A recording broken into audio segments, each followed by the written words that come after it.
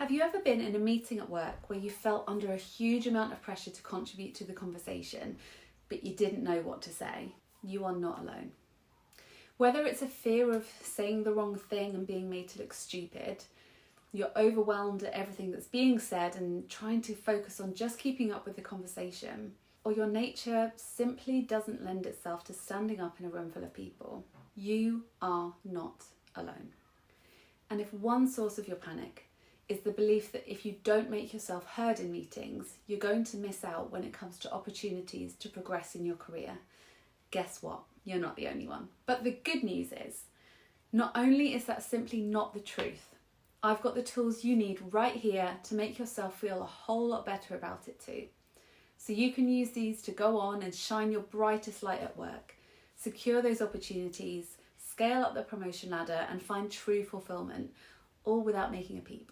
I'm Charlotte, a career performance coach working globally with ambitious professionals and the next generation of leaders to help them develop the skills, strategy and confidence they need to see the career progression and satisfaction they deserve. If you like what I'm sharing today, don't forget to hit subscribe so you get notified when the next video drops. If you're interested in working with me directly, then you can visit my website, details below, to find out more. So let's get into it. There's a lot of pressure, particularly when we start a new job, to be visible and make a good first impression. When we think about what it means to be successful at work, we often look at role models of others, which in its very essence means we are looking at people who are visible. The pressure continues throughout our careers because too often that belief is never questioned.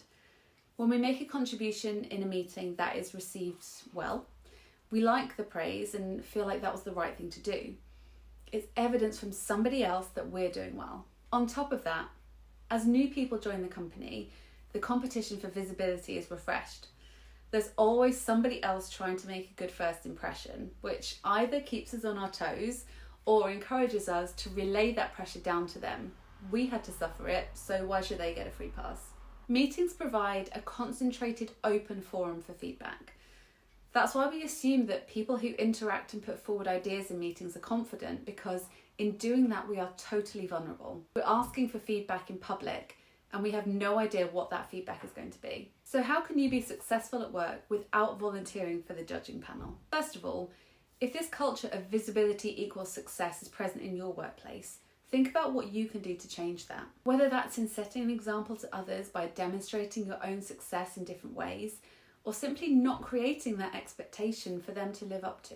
In order to create change, we must first understand a wider perspective than just our own. Having an awareness of how the meeting environment affects the dynamics of a group, the way we approach solutions, and the time we have to think and process the conversation provides you with an opportunity to get creative. Why not try setting a meeting agenda so people have time to consider the discussion ahead of time, perhaps enabling them to come prepared with something to contribute, or create bubbles of time within the meeting to reflect as points are discussed, rather than rushing on to the next thing while people are still scribbling down notes. Many people who find meeting environments to be challenging are introverted, which in this case is often and incorrectly mistaken for shyness. Introverts in particular process information in a different way than extroverts.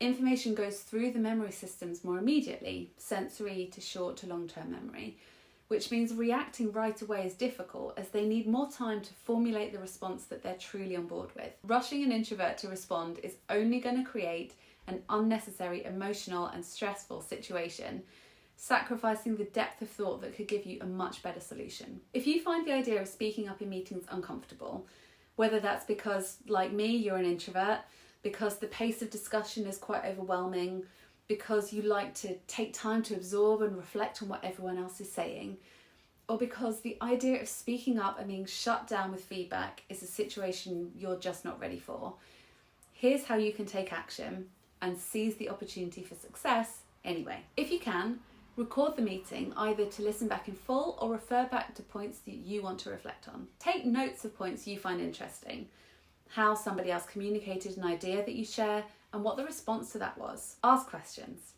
One way to make sharing an idea in a group much less daunting is to pose it as a question rather than a suggestion.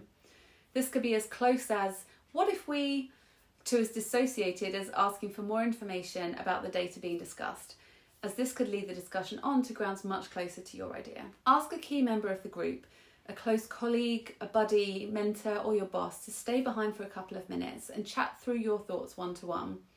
Make sure they understand your working style and are happy to support you. Follow up the meeting with an email. It's not a great idea to immediately send a list of ideas that could have been discussed in person, but by consolidating and sharing key notes you made, you create an opportunity to add something for everyone to reflect on later, demonstrating exactly what you were doing during the meeting and how valuable your way of processing is. The virtue of somebody like you in a meeting is that you have the ability to go to that next level of depth when it comes to solutions. While everyone may be queuing to get their point across or talking over each other, they're not listening. When people don't listen to each other in a discussion, it makes depth of thought almost impossible. Ideas aren't considered properly, feedback is vague, and progress is slow.